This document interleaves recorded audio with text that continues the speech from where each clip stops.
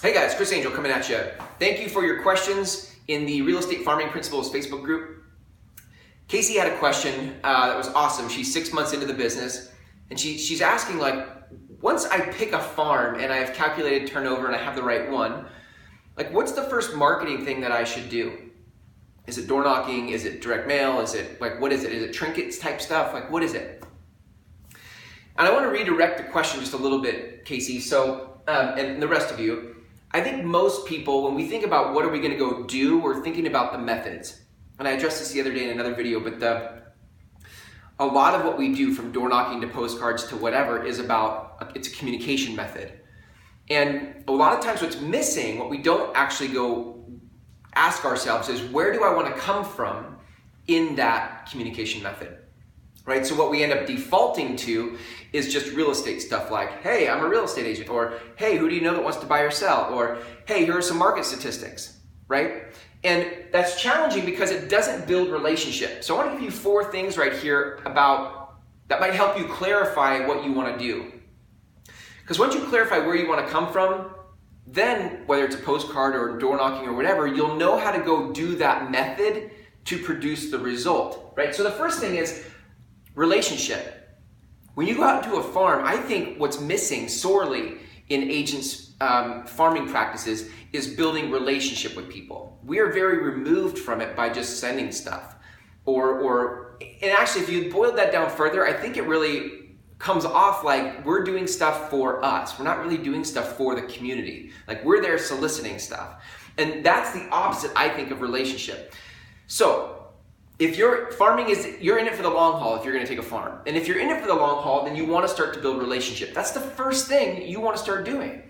So, whether it's a postcard or door knocking or business to business, a lot of this stuff I cover in my 30-day launch plan for a farm, right? Go to farmchecklist.com and you can get that 30-day checklist. And it's what we cover in the Smart Farming program, right? There are these business to business networking, open houses done in such a way that you build relationship with people. That's the first thing I'd say. The second thing is, make sure that whatever it is you do is coming from help. Are you helping people? Are you making the community better, right? I think sometimes market statistics aren't really about help, although you could sort of make the argument that they are, but I think the intention isn't help. I think the intention is, let me show you some market stats in the hope that you want to sell something. What would be more helpful if you were going to give market statistics would be if you taught them how to improve the value of their home, or you invited them to a workshop, or you gave them some tips. I mean, make sure that what you're doing is helping them without necessarily asking for anything in return, okay? And you could do that in a lot of ways. You could do it door knocking, postcards, whatever. The third thing is, make sure that whatever it is has value for them. Is it valuable? And that's sort of subjective, right? Like, your first 1 or 2, 12 things that you give to your community may not be valuable, but you can use your intuition. Like, one of the things I teach is a tool shed. Go get some tools that people don't usually have, but sometimes need. Like a pressure washer is a classic example. Not many people own one, but they have a lot of projects around their house that they could benefit from one, but they don't want to spend $150 to $350 for a pressure washer. Well, what if you had one and when you went door knocking, you went around and said, hey, I am putting together a tool shed for this community, but I don't want to just buy any tool. I want to buy tools that people actually need. So in the last 12 months, what tool have you needed or wanted but didn't want to buy? And see what they say. Maybe they say nothing, but maybe 60% of them say a pressure washer, and the other 40% are some random answers, right? Go out and get a pressure washer, and then the next week go door knocking again and say, hey, great news, I went out, 60% of everybody I asked said a pressure washer, so now this neighborhood has a pressure washer, and here is a postcard, or here's my business card, or here's a flyer, right? With my contact information and how to get involved with the tool shed, or how to benefit from the tool shed. Like, here's a website, or here's my phone number, or here's what you do to borrow a tool from me. By the way, now that we have this tool, what do you think I should add next month?